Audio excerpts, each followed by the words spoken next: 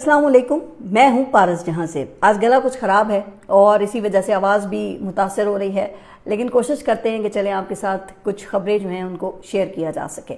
اچھا، سیانے کہتے ہیں کہ اگر دشمن سے بھی اچھی بات سیکھنے کو مل جائے تو وہ سیکھ لینی چاہیے، کیونکہ سمجھداری وہ کسی کی میراث تھوڑی ہوتی ہے۔ لیکن پاکستان میں چونکہ جمہوریت سمیت یہاں ہر چیز نرالی ہے، اس لیے ہم اچھی چیزیں تو نہیں سیکھتے، لیکن ہاں بری چیز وہ ہم فوراً سیکھ لیتے ہیں۔ اب آپ سب کو معلوم ہے کہ ہماری حکومت اور پاکستان کا جو موجودہ نظام ہے وہ گزشتہ 4 سالوں سے عمران خان سے چھٹکارا حاصل کرنے کے لیے مسلسل کوششوں میں لگا ہوا ہے، مگر ناکام ہے۔ اب جنریشن زی وہ تو عمران خان کی اتنی دیوانی ہے کہ وہ عمران خان کے علاوہ کسی اور کا نام سننے کو تیار ہی نہیں ہے۔ اب آپ اسے کلٹ کہہ لیں یا پھر ان پڑھے لکھے نوجوانوں کو بیوقوف یا پھر آداب جمہوریت سے نا واقف یا نا سمجھ کہہ لیں، لیکن جناب حقیقت تو یہی ہے کہ اسی یوتھ نے پاکستان کی 75 سالہ سیاسی تاریخ کا نقشہ بدل دیا ہے۔ مگر جناب اب حکومت کے ہاتھ عمران خان کی مقبولیت سے چھٹکارا حاصل کرنے کا ایک نادر نسخہ کیمیا لگ گیا ہے کہ حکومت کے اکثر حامی تو اس پر اش ہی کریں گے، مگر ان میں سے جو سمجھدار ہے نا وہ اپنا سر پکڑ کے بیٹھیں گے۔ کیونکہ اس سے پہلے میں ذرا آپ کو یہ بتا دوں کہ حکومت کو یہ جو آئیڈیا ہے نا یہ آیا کہاں سے ہوگا۔ تو جناب نریندر مودی نے انڈیا میں اپنی اپوزیشن کو الیکشن میں ہرانے کا ایک نادر شاہی توڑ نکالا ہے۔ بھارت میں اب وہاں جس ریاست میں بھی الیکشن ہوتے ہیں نا تو وہاں الیکشن سے چند ماہ پہلے جو وہاں کا الیکشن کمیشن ہے اس کے ذریعے ووٹر لسٹوں میں تبدیلیاں کی جاتی ہیں، اور اس عمل کو اسپیشل انٹینسو ریویژن یا SIR کا نام دیا گیا ہے۔ اور طریقہ یہ نکالا گیا ہے کہ الیکشن سے پہلے 100 نہیں، سینکڑوں ہزاروں بھی نہیں بلکہ لاکھوں ووٹرز کو ووٹرز کی فہرست سے خارج کر دیا جاتا ہے۔ اچھا، پہلے بہار کے الیکشن میں یہ عمل جو تھا یہ شروع ہوا، اور اس کے بعد آسام اور اب مغربی بنگال کے الیکشن سے پہلے 90 لاکھ ووٹرز کو ہی ووٹر لسٹوں سے نکال دیا گیا ہے، یعنی کہ 1 کروڑ کے قریب ووٹرز بنگال کے الیکشن میں ووٹ ڈالنے سے محروم ہو گئے ہیں۔ اچھا، ان ووٹرز میں زیادہ تعداد وہ مسلمانوں کی تھی یا BJP کے مخالفین کی تھی، اور یوں BJP ان تمام ریاستوں میں الیکشن جیت گئی۔ اب بظاہر تو یہ ایک بہترین طریقہ ہے نا، ویسے بھی بھارت میں اب لوک تنتر یا جمہوریت کی وہاں کسے پرواہ ہے، لیکن اس صورتحال میں ہماری حکومت کے ہاتھ ایک نیا آئیڈیا لگ گیا ہے۔ جی ہاں، حکومت 28ویں ترمیم میں ووٹرز کی عمر وہ 18 سال سے 25 سال کرنے پر اس وقت غور کر رہی ہے۔ اب وفاقی وزیر برائے سیاسی امور ہیں رانا ثناءاللہ، ان کا فرمان یہ ہے کہ ووٹر کی عمر بڑھانے کی تجویز بھی زیر غور ہے، اور اس کی وجہ یہ ہے کہ اگر الیکشن لڑنے کے لیے کم سے کم عمر 25 سال ہے تو ووٹ دینا بھی ایک اہم ذمہ داری ہے، لہٰذا ووٹر کی عمر بھی 18 سال کے بجائے 25 سال ہونی چاہیے۔ اب معلوم نہیں کہ رانا ثناءاللہ صاحب نے یہ بات روانی میں کی ہے یا واقعی وہ پتھر پھینک کر دریا کا رد عمل چیک کرنا چاہتے ہیں، چونکہ اندھے کو بھی معلوم ہے بھائی کہ ووٹر کی عمر 18 سال سے 25 سال کرنے کا الیکشن لڑنے سے تو کوئی تعلق نہیں ہے نا۔ الیکشن لڑنے کا مقصد وہ رکن پارلیمنٹ بن کر قانون سازی کرنا اور ملکی پالیسیز بنانے میں اپنا کردار ادا کرنا ہے، جبکہ ووٹنگ کا عمل وہ اپنے نمائندے چننے کے لیے رائے دینے کا نام ہے، اور یہ نہ صرف بالغ شہری کا حق ہے بلکہ اس کا فرض بھی ہے۔ اب چونکہ 21ویں صدی میں 18 سال کی عمر کو بلوغت کی عمر سمجھا جاتا ہے، اسی لیے 18 سال کی عمر میں شناختی کارڈ بننے کے ساتھ ہی کوئی بھی نوجوان لڑکا یا لڑکی جو ہے وہ ووٹ ڈالنے کا اہل بھی ہو جاتا ہے، اور یہ سلسلہ یہ تو جنرل مشرف کے دور میں 2002 کے الیکشن سے شروع ہوا، جو آپ دیکھ رہے ہیں کہ ابھی تک جاری تھا، اور 18 سال سے 24 سال کی عمر کے نوجوان بھرپور طریقے سے ووٹ کے ذریعے اپنے رائے کا اظہار کر رہے تھے۔ انہی نوجوانوں نے 2008 میں مرکز میں پاکستان پیپلز پارٹی اور پنجاب میں مسلم لیگ نون کی حکومت قائم کی تھی۔ پھر اسی عمر کے نوجوانوں نے 2013 میں مسلم لیگ نون کو مرکز میں اور پنجاب میں ووٹ دیا تھا، اور اگر موجودہ حکومت یہ 2024 کے الیکشن کو بھی صاف اور شفاف تسلیم کرتی ہے تو پھر انہی نوجوانوں نے آپ کو 2024 میں بھی ووٹ دیا ہے۔ تو بھئی اچانک یہ ان نوجوانوں کی ذہنی قابلیت پر سوالات کیوں اٹھائے جانے لگے ہیں؟ کیوں؟ تو وجہ تو صاف ظاہر ہے کہ اب ہر الیکشن میں تو دھاندلی کے پرانے عمل کو دہرانا ممکن نہیں ہے نا۔ ہر الیکشن میں انتخابی نشان چھیننا یا فارم 47 کو تبدیل کرنا بھی تو ممکن نہیں ہوگا نا۔ تو اس لیے ہر الیکشن میں دھاندلی کا کوئی کوئی نیا طریقہ اختیار کرنا یہ وقت کا تقاضا ہے۔ اور اگر ووٹر کی عمر ہی 25 سال کر دی جائے تو لاکھوں ووٹرز آپ سوچیں کہ خود بخود ہی انتخابی عمل سے وہ تو باہر ہو جائیں گے، یوں نہ رہے گا بانس اور نہ بجے گی بانسری، کیونکہ رانا ثناءاللہ اور ان کی جماعت کو بھی یہ بڑے ہی اچھے طریقے سے علم ہے کہ 18 سال سے یہ 24 سال کی عمر کے نوجوانوں کی اکثریت وہ صرف اور صرف وہ عمران خان کی دیوانی ہیں، اور وہ صرف ایک بات جانتے ہیں کہ ووٹ وہ صرف عمران خان کو ہی دینا ہے، اور ان کے نزدیک لیڈر صرف عمران خان ہی ہے۔ اور گزشتہ 4 سال کے ریاستی وسائل کے ساتھ بھرپور بیانیہ سازی کے باوجود ابھی تک عمران خان کا کوئی توڑ بھی نہیں نکالا جا سکا ہے۔ آپ دیکھیں کہ اس دوران کیا کچھ نہیں کیا گیا۔ توشہ خانہ سے سستے دام و تحائف وصول کرنے اور انہیں بیچنے کے ایک نہیں 2 مقدمات بنائے گئے۔ عمران خان کے سائفر سے متعلق بیانیے کو غداری قرار دیا گیا، بلکہ ہاں یہ تازہ ترین خبر بھی ہے نا کہ یہ Drop Site News website نے سائفر کی اصل کاپی شائع کرنے کا دعویٰ کیا ہے، اور اب یہ کاپی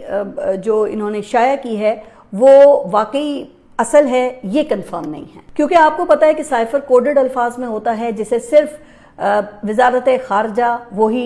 ڈی کوڈ کرتی ہے۔ پھر عمران خان نے کہا تھا نا کہ ان کی سائفر کی کاپی بھی گم ہو گئی تھی، تو یہ سائفر پھر کون سا ہے، اور کیا اس کے شائع ہونے سے عمران خان کی مشکلات میں اب مزید اضافہ ہو سکتا ہے؟ اچھا، پھر وہ عدت جیسا اخلاق سے گرا ہوا بیہودہ قسم کا مقدمہ وہ قائم کیا گیا ان پہ۔ پھر عمران خان کی ذاتی کردار کشی بھی کی گئی، ان کے سکینڈلز نکالے جا چکے، اور ڈرگز لینے کے الزامات بھی ان کے اوپر عائد کیے گئے، اور پھر وہ 190 ملین پاؤنڈز المعروف القادر ٹرسٹ کیس میں 14 سال قید کی سزا بھی ان کو دی جا چکی ہے۔ اور سب سے بڑھ کر 9 مئی کے مقدمات میں عمران خان کو فوجی املاک پر حملوں کا آپ کو پتہ ہے کہ ماسٹر مائنڈ تک قرار دیا جا چکا ہے۔ اچھا، پی ٹی آئی کے تقریباً کوئی 10,000 رہنما اور کارکنان وہ جیل میں ہیں، اور سینکڑوں اس وقت لاپتہ بھی ہیں، لیکن اس کے باوجود نوجوانوں میں عمران خان کا ایسا جادو ہے کہ وہ عمران خان کے خلاف کچھ بھی سننے کو تیار نہیں ہیں، اور جب بیانیے کا جواب بیانیے سے دینا وہ ناممکن ہو جاتا ہے تو پھر انہیں کلٹ فالوورز کہہ دیا جاتا ہے۔ لیکن اب ظاہر ہے نا کہ ووٹ تو کلٹ فالوورز کا بھی ہوتا ہے، اور اب اس کا توڑ کرنے کے لیے ووٹر کی عمر ہی بڑھا دینے پر غور کیا جا رہا ہے۔ اچھا، ویسے آفرین ہے یہ ان عظیم ماہرین آئین و قانون کے دماغ پر کہ یہ ایسے آئیڈیاز نکال کر لاتے ہیں کہ بھئی عقل دنگ رہ جاتی ہے۔ اب جب سے رانا ثناءاللہ کا بیان وائرل ہوا ہے سوشل میڈیا پہ آپ دیکھ رہے ہیں کہ میمز کی بھرمار ہو گئی ہے۔ ویسے یہ جینزی نا یہ بڑی ہی ظالم ہے، ان کے ہاتھوں میں آپ دیکھیں نہ بوم ہے اور نہ ہی کوئی بندوق، ان کے پاس صرف ایک یہ سوشل میڈیا کا ہتھیار ہے جس سے یہ اپنی رائے کا اظہار کر لیتے ہیں۔ اچھا، اب ایسی ہی ایک میم میری نظر سے بھی گزری جس میں رانا صاحب کو مشورہ دیا گیا تھا کہ رانا صاحب ووٹر کی عمر بڑھانے سے بھی کچھ نہیں بنے گا، اس کا واحد حل یہی ہے کہ آئین میں یہ ترمیم کر دی جائے کہ ووٹ صرف وہی کاؤنٹ ہوگا جو مسلم لیگ نون یا پھر ان کے کسی اتحادی جماعت کو دیا جائے گا۔ اچھا، ویسے آن اے سیریس نوٹ میرے خیال سے یہ آئیڈیا زیادہ بہتر ہے، کیونکہ اس بات کی بھی تو کوئی گارنٹی نہیں ہے نا کہ 25 سال سے جو زائد عمر کے لوگ ہیں بھائی کہ وہ بھی مسلم لیگ نون کو ہی ووٹ دیں گے۔ اچھا، ویسے آپ دیکھیں تو تمام سرویز کے مطابق پاکستان تحریک انصاف وہ ملک کے ہر عمر کے لوگوں میں مقبول ہے، تو اگر 18 سے 24 سال کا جو ووٹر ہے وہ گھر بیٹھا رہا اور 25 سال سے 70 سال تک کی عمر کے ووٹر کی اکثریت وہ بھائی جا کے اگر عمران خان کو ووٹ ڈال کر آ گئی تو پھر آپ کون سا بہانہ تلاش کریں گے؟ لیکن خیر، بہانہ نہ صحیح، دھاندلی کے اور بھی طریقے ہوں گے، لیکن دھاندلی کا پھر شور تو مچ جائے گا نا۔ اس لیے یہ بہتر ہے کہ آئین میں ترمیم کر کے پاکستان تحریک انصاف یا عمران خان کے حق میں وہ ووٹ ڈالنا ہی آپ غیر قانونی قرار دے ڈالیں۔ لیکن اس کے ساتھ ہی میری ایک چھوٹی سی درخواست بھی ہے کہ جتنا دماغ حکومت کے لوگ اس قسم کی آئینی مشغافیوں میں لگاتے ہیں نا،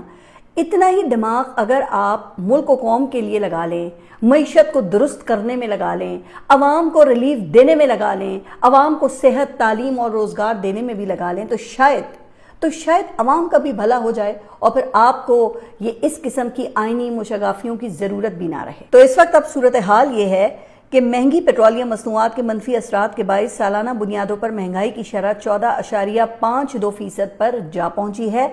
جو پیٹرول ہے وہ عوام کی پہنچ سے بالکل باہر ہو چکا ہے۔ ہاں، یہ ضرور ہے کہ حکومت نے اس ہفتے پیٹرول کی قیمت میں 5 روپے کم کر کے حاتم طائی کی قبر پہ لات ضرور ماری ہے، اور اچھا اسی پر نا مجھے ایک لطیفہ یاد آیا، آپ کے ساتھ شیئر کرتی ہوں۔ اچھا واقعہ کچھ یوں ہے کہ ایک مرتبہ سوویت یونین کے صدر جوزف اسٹالن وہ اپنے ساتھ پارلیمنٹ میں ایک مرغا لے کر آ گئے اور سب کے سامنے اس کا ایک ایک پر انہوں نے نوچ کر رکھ دیا۔ مرغا درد سے بلبلاتا رہا، مگر ایک ایک کر کے اسٹالن نے اس کے سارے پر اتار دیے، پھر مرغے کو فرش پر پھینک دیا اور جیب سے کچھ دانے نکال کر وہ اس کی طرف پھینکتے ہوئے وہ ایک طرف چلنے لگے۔ مرغا وہ سارا ظلم اور درد بھول کر دانا کھاتا ہوا اسٹالن کے پیچھے پیچھے چلنے لگا۔ اسٹالن دانا پھینکتے جاتے اور مرغا وہ دانا منہ میں ڈال کر بھی ان کے پیچھے پیچھے پیچھے پیچھے چلتا رہا۔ آخر کار اسٹالن ایک جگہ رک گئے اور اس کا مرغا اس کے پیروں میں آ کر کھڑا ہو گیا۔ اسٹالن نے اپنے کامریڈز کی طرف دیکھا اور اس کے بعد پھر ایک تاریخی فقرہ کہا کہ سرمایہ دارانہ ریاستوں کے عوام وہ اسی مرغے کی طرح ہوتے ہیں۔ ان کے حکمران پہلے عوام کا سب کچھ لوٹ کر انہیں اپاہج کر دیتے ہیں اور بعد میں پھر معمولی سی خوراک اور امداد دے کر خود کو ان کا مسیحا بنا دیتے ہیں۔ اور جناب آپ دیکھیں کہ ایسا ہی کچھ تو یہاں پاکستان میں بھی ہو رہا ہے۔ آپ دیکھیں نا کہ وزیر اعظم شہباز شریف وہ ایک ہفتے فرماتے ہیں کہ میں نے اوگرا کی جانب سے پیٹرولیم مصنوعات کی قیمتوں میں 70 روپے اضافے کی سمری مسترد کر دی ہے، اور پھر دوسرے ہفتے وہ یہ فرماتے ہیں کہ 70 روپے کی سمری تو مسترد کر دی ہے مگر صرف 55 روپے کا اضافہ کر دیا ہے۔ اور اب ہر ہفتے ہی آپ دیکھ رہے ہیں کہ 5، 10 یا 15 روپے کا وہ اضافہ جو ہے وہ مسلسل ہو رہا ہے، اور پیٹرول کی قیمت وہ 416 روپے فی لیٹر ہو چکی ہے۔ لیکن پچھلے ہفتے حکومت نے پیٹرول کی قیمت میں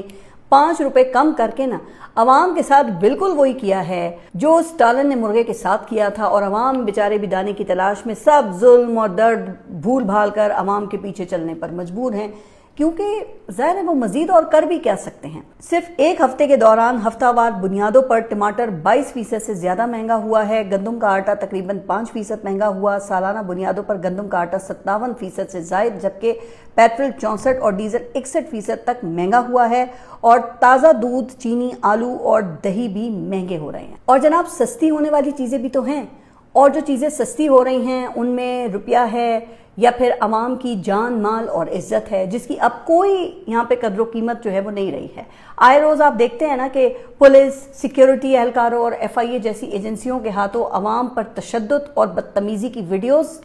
وہ تو ہم دیکھتے ہی رہتے ہیں۔ اب پنجاب میں یہ پیرا فورس اس کا نیا تماشا بنا دیا گیا ہے، جہاں پہ تجاوزات کے نام پر عوام کی تذلیل کی جا رہی ہے۔ ابھی یہ گزشتہ دنوں کراچی کے صدر بازار میں یہ سونے کی ایک دکان میں FIA کے ریڈ کے دوران دکاندار پر تشدد اور ان سے بدتمیزی کی ویڈیو جو ہے وہ ایک وائرل ہوئی، اور وہاں پر FIA کے اہلکار نے بیٹوں کے سامنے والد کو تھپڑ جڑ دیا، جس سے وہاں پر موجود بیٹوں نے احتجاج کیا، ظاہر ہے تو پھر پوری مارکیٹ ان کی حمایت میں اکٹھی ہو گئی۔ اور اب FIA کے جو ڈائریکٹر ہیں ڈاکٹر عثمان انور صاحب، انہوں نے نوٹس لے کے انکوائری کا حکم دے دیا ہے، مگر اس انکوائری کا جو حشر ہوگا وہ آپ کو اچھی طرح معلوم ہے۔ خیر ابھی تو عوام پر اصل بوم وہ یہ بجٹ میں گرائیں گے۔ خبر یہ ہے کہ IMF کو آئندہ مالی سال کے وفاقی بجٹ میں 860 ارب روپے کے اضافی ٹیکس اقدامات اٹھانے کی یقین دہانی کرا دی گئی ہے، جبکہ IMF کے دباؤ پر پیٹرول اور ڈیزل پر سبسڈی بھی بند کرنے کا اصولی فیصلہ کر لیا گیا ہے۔ تو اب یہ 860 ارب روپے کے ان اضافی ٹیکس اور پیٹرولیم پر سبسڈی ختم کرنے کے بعد پاکستان میں جو مہنگائی کا طوفان آئے گا اس کا آپ اندازہ پھر بڑی اچھی طرح سے لگا سکتے ہیں۔ پھر پاکستان میں صرف سانس لینے کے لیے یہ آلودہ ہوا ہی آسانی سے میسر ہوگی، اس کے علاوہ تو زندہ رہنے کے لیے ضروری ہر چیز ہی وہ عوام اور مڈل کلاس کی پہنچ سے بالکل ہی باہر ہو چکی ہے نا۔ اب آپ کے علم میں ہوگا کہ کل پاکستان میں یہ ذی الحج کا چاند نظر آ گیا۔ ویسے پاکستان میں چاند دیکھنا نا یہ بھی ایک مشن ہی ہے۔ جب تک چاند نظر نہ آئے میڈیا کی توجہ رویت ہلال کمیٹی اور علماء کرام کی جانب بھی مبذول رہتی ہے۔ رویت ہلال کمیٹی یہ 3 گھنٹے تک عوام کو انتظار میں مبتلا رکھ کر عوام کو چاند نظر آنے یا نہ آنے کی خبر سناتی ہے۔ بھئی آرٹیفیشل انٹیلیجنس اور ٹیکنالوجی کے اس دور میں بھی ہم رویت ہلال کا کوئی میکانزم بنانے سے قاصر ہیں، جبکہ دنیا کے کسی اور ملک میں اس قسم کا جو تماشا ہے نا یہ نہیں ہوتا ہے۔ لیکن اس مرتبہ اللہ کا کرم ہوا کہ پورے پاکستان میں ایک ساتھ اس سال عید الاضحیٰ منانے کا امکان ہے، بلکہ سعودی عرب میں بھی پاکستان کے ساتھ ہی عید منائی جائے گی۔ لیکن اس عید پر غریب اور جو مڈل کلاس ہے نا وہ تو صرف وہ شاپرز اٹھا کر عمرہ کے گھروں سے گوشت وصول کرنے کے مشن پر ہی نکلیں گے لگتا ہے، کیونکہ اس وقت جو جانوروں کی قیمتوں کا حال ہے جو بتایا جا رہا ہے اسے سن کر تو لوگوں کا بلڈ پریشر ہائی ہو جاتا ہے نا۔ سنا ہے کہ ایک اوسط سائز کا بکرا بھی कोई ये 1.5 लाख रुपए तक का मिल रहा है, जबकि एक औसत गाय की कीमत भी वो 3 लाख रुपए से शुरू होती है। अच्छा, इस तरह की जो खबरें हैं वो आप भी हमारे साथ शेयर कीजिएगा। अच्छा, फिर ट्रांसपोर्टेशन और कसाई के अखराजात वो इसके अलावा हैं। और अगर इज्तिमाई कुर्बानी की तरफ भी जाएं तो कहा यह जा रहा है कि फ़ी हिस्सा वो 35 से कोई 45,000 रुपये के दरमियान है। लिहाजा कुर्बानी का ये फरीज़ा वो लगता है कि अब सिर्फ अमीर लोगों के बस की ही बात है। लेकिन बहरहाल अल्लाह की शान है कि वो किसी को भी ये तौफीक इनायत कर सकता है। बड़े बड़े अमीर इस नेमत से आप देखें कि महरूम रह जाते हैं और बहुत से गरीब अपनी साल भर की जमा पूंजी से कुर्बानी का फरीज़ा सर अंजाम दे देते हैं। अच्छा, अब एक खबर जो है वो अनमोल पिंकी के हवाले से है। अब ये जिस तरह के ये रोज़ाना नए इंकिशाफात सामने आ रहे हैं, तो इन इंकिशाफात को देखकर तो लगता है कि अनमोल पिंकी पाकिस्तान की सबसे बड़ी ड्रग पैडलर थी और उसके तरीक़ेकार और जराइम सुनकर वो गॉडफादर और इटली और मैक्सिको के ड्रग डीलर्स की याद आ जाती है। अच्छा, मुझे हैरत इस बात पर है कि इस कदर ख़तरनाक खातून जो इतने बड़े पैमाने पर जहर फ़रोख्त कर रही थी और उसने लाहौर और कराची जैसे बड़े शहरों में इतना बड़ा तेज़ रफ्तार और खुफिया नेटवर्क बना रखा था, तो वो अभी तक कानून की नज़र से बची हुई कैसे थी? क्या हमारी एजेंसीज को नहीं मालूम था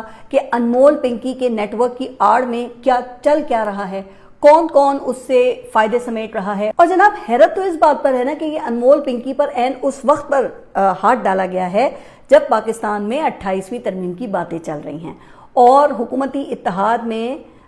दड़ाड़ों की खबरें भी आ रही हैं। भाई, अब ये हकीकत हो या फिर अफवाह, मगर हुकूमत और कानून नाफिज करने वाले इदारों की कारकर्दगी पर सवालात तो उठते हैं। वजीर दिफा ख्वाजा आसिफ ने तो अनमोल पिंकी की गिरफ्तारी को पाकिस्तान का एप्स्टीन करार दे दिया है। वैसे ख्वाजा आसिफ उस वक्त तक समझदार लगते हैं ना जब तक वो खामोश रहते हैं। जब वो बोलते हैं तो भाई डर लगता है कि पाकिस्तान का दिफा पता नहीं ये कैसे हाथों में है। लेकिन फिर पाकिस्तान की मजबूत और बहादुर अफवाज को देखकर कुछ हौसला हो जाता है। पाक भारत जंग के दौरान याद है आपको कि CNN पर उनसे भारत के जहाज गिराए जाने का सबूत मांगा गया था, तो उन्होंने क्या कहा था? उन्होंने कहा था it's all over social media. फिर याद है कि ऐन उस वक्त जब ईरानी और अमरीकी वफ्द वो पाकिस्तान में सालिसी के लिए तशरीफ लाने वाले थे और इजराइल पर लबनान में जंगबंदी के लिए दबाव डाला जा रहा था, उस नाजुक मरहले पर भी ख्वाजा आसिफ ने ऐसा ट्वीट दागा था जिससे मुज़ाकरात खत्म होते होते रह गए थे। अच्छा, अब उन्होंने अनमोल पिंकी को पाकिस्तान का एप्स्टीन करार दे दिया है। वैसे उसूली तौर पे ना मैं ख्वाजा आसिफ की बात से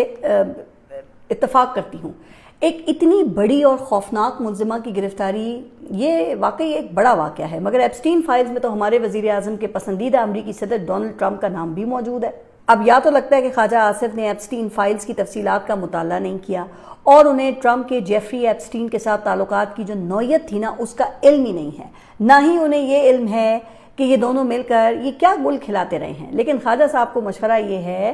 कि वो एलॉन मस्क से दरख्वास्त कर लें कि उनके इस ट्वीट को वो महदूद कर दें ताकि ये ट्वीट जो है ना वो ट्रंप की नज़रों से ज़रा दूर दूर ही रहे। वरना ट्रंप तो फिर आपको पता है ना कि ट्रंप हैं, अभी तक तो वो पाकिस्तान की खूब तारीफ़ें कर रहे हैं। अगर उनका दिमाग फिर गया तो वो ऐसी ऐसी बातें करेंगे कि आप अपने कानों को हाथ लगाएंगे। तो दुआ करें कि अल्लाह उस वक्त से महफूज ही रखे। अच्छा, अब ये ट्रंप का जिक्र हो रहा है तो ज़रा अमरीका ईरान जंग पर भी थोड़ी बात कर लेते हैं। अगरचे कि सीज़ फायर वो बरकरार है, लेकिन ये जंग खत्म होने का नाम ही नहीं ले रही है। आप देखें कि 71 रोज मुकम्मल हो चुके हैं, लेकिन आबनाए हुर्मुज़ वो अभी तक बंद है। और अब खबर यह है कि ईरान और अमेरिका की एक दूसरे से मुतालबात की जो खुफिया फहरिस्त थी वो सामने आ गई है। अब ईरानी मीडिया रिपोर्ट्स के मुताबिक अमेरिका ने मुज़ाकरात के लिए कई सख्त शराइत पेश की हैं, जिनमें ईरान को किसी किस्म का हर्जाना या जंगी मुआवजा न देने की शर्त भी शामिल है। रिपोर्ट के मुताबिक अमेरिका ने ईरान से मुतालबा किया है कि वो तकरीबन 400 किलोग्राम अफजूदा यूरेनियम अमेरिका मुंतकिल करे। इसके अलावा अमेरिका ने तजवीज़ दी है कि ईरान को सिर्फ एक जोहरी तनसीब फाल रखने की इजाज़त दी जाए। अमरीकी शराइत में यह भी शामिल है कि ईरान के मुंजमद असासे बहाल न किए जाएं, जबकि जंगबंदी को भी मुस्तकबिल की मुज़ाकरात से मशरूत रखने की तजवीज़ दी गई है। फिर दूसरी जानिब ईरान ने इस बात को वाज़े किया है कि किसी भी मुज़ाकरात से पहले मुकम्मल जंगबंदी बुनियादी शर्त होगी। ईरानी हुकाम के मुताबिक जंगबंदी सिर्फ ईरान तक महदूद नहीं बल्कि लबनान समेत तमाम महाजों पर होनी चाहिए। जबकि ईरान ने अमेरिका से भी मुतालबा किया है कि आबनाए हुर्मुज़ पर अब जो ईरानी कंट्रोल है ना उसको हमेशा के लिए तस्लीम कर लिया जाए। अच्छा, ईरान ने फिर ये भी ऐलान किया है कि अब दुश्मन ममालिक के फौजी हथियारों और अस्करी साजो सामान को आबनाए हुर्मुज़ से गुजरने की इजाज़त वो नहीं दी जाएगी। अच्छा, फिर दूसरी तरफ इजराइल, भारत और एक अहम तरीन अरब मुल्क के दरमियान ایک نیا اتحاد وہ وجود میں آنے کی بات بھی چل رہی ہے، اور یہ بھی خبریں ہیں کہ اس عرب ملک کا بھارت کے ساتھ پاکستان اور سعودی عرب کی طرز پر ایک اسٹریٹجک دفاعی معاہدہ بھی ہونے کا امکان ہے۔ لہٰذا ان خبروں کو دیکھ کر یہ لگتا ہے کہ ابھی تک پاکستان کی مستقل جنگ بندی کے معاہدے کے لیے جو کوششیں ہیں وہ ناکامی کا شکار ہیں، کیونکہ دونوں فریقین وہ اپنے اپنے مطالبات سے ایک انچ بھی یہ پیچھے ہٹنے کو تیار نہیں ہیں، اور پھر سونے پہ سہاگا کہ اس مرتبہ تو ایران کو سمجھانے ہمارے وزیر داخلہ محسن نقوی گئے، جو خود پاکستان میں یہاں کسی قسم کے سیاسی ڈائیلاگ پر یقین نہیں رکھتے اور ہر احتجاج کو وہ تشدد سے دبانے کے شوقین ہیں۔ اچھا، کل وزیر داخلہ محسن نقوی نے ایرانی صدر مسعود پزشکیان سے 1.5 گھنٹے طویل ملاقات کی ہے، اور اس دوران وہ 3 گھنٹے تک ایران کے ایوان صدر میں موجود رہے۔ بھائی اب معلوم نہیں کہ محسن نقوی وہ کون سا پروپوزل لے کر ایران گئے ہیں، اور اس پروپوزل کا اب کیا نتیجہ برآمد ہوگا، جو کہ فیلڈ مارشل کے دورہ ایران سے بھی برآمد نہیں ہو سکا۔ اچھا، آج ٹرمپ نے نیتن یاہو سے کوئی 30 منٹ تک ٹیلی فونک گفتگو کی ہے، اور دونوں نے ایران پر حملے دوبارہ شروع کرنے پر غور کیا ہے، اور اسرائیل اس کے لیے وہ کہتے ہیں کہ ہم مکمل تیار ہیں۔ لیکن فی الحال اس کا امکان اس لیے کم ہے کیونکہ ایران نے پاکستان کے ذریعے ایک اور پروپوزل وہ امریکہ کو بھجوا دیا ہے، جس کی تفصیلات وہ ابھی تک منظر عام پر نہیں آئی ہیں۔ اچھا، ایک اور خبر یہ ہے کہ وزیر اعلیٰ خیبر پختونخوا سہیل آفریدی نے منگل یعنی کہ کل اڈیالہ جیل جانے کا اعلان کیا ہوا ہے، اور انہوں نے کہا ہے کہ اگر عمران خان کو ہاسپٹل منتقل نہ کیا گیا تو وہ اگلا لاہے عمل جو ہوگا اس کا اعلان کریں گے۔ ویسے یاد ہے کہ اس سے پہلے بھی یہ سہیل آفریدی کافی وارننگز دے چکے ہیں، اور ایک مرتبہ تو انہوں نے وہ اڈیالہ جیل کے باہر کئی گھنٹے کا دھرنا بھی دے دیا تھا، اور پھر شام کو وہ دھرنا ختم بھی کر دیا تھا۔ تو کیا وہ اس مرتبہ بھی پھر یہی سب کریں گے؟ چلیں دیکھتے ہیں کہ کل وہ کرتے کیا ہیں۔ آپ سب اپنا خیال رکھیے، اور اگلے ولاگ تک کے لیے اللہ حافظ۔